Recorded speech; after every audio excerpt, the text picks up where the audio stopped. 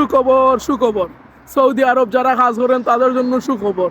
তাদের এখন আকামার পয়সা লাগবে না। আকামার পয়সা সবার মাফ করে দিছে সৌদি আরব গভর্নমেন্ট সরকার। কিন্তু যারা হাউস ড্রাইভিং করেন, আমেল মঞ্জিলের কাজ করেন, বাড়ির কাজ করেন, তাদের আকামা বাদে।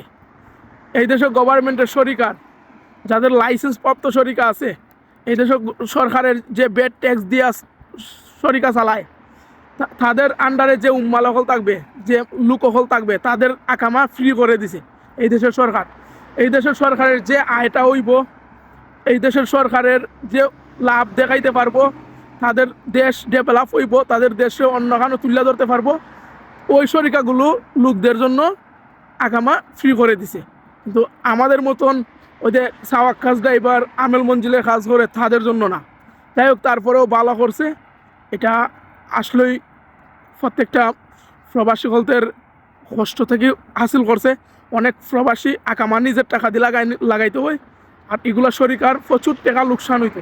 যাই হোক, এই সরিকাগুলোরে এই দেশের গভর্নমেন্ট একটা সুযোগ কইরা দিছে। তারা এখন একটু আয়ের রাস্তা পাইব।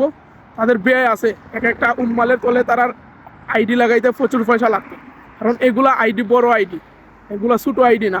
বড় বড় সরিকার যতগুলা লোক থাকে, এগুলা বড় আইডি। যাই হোক, ভালো হয়েছে। সালমানকে অনেক অনেক ধন্যবাদ।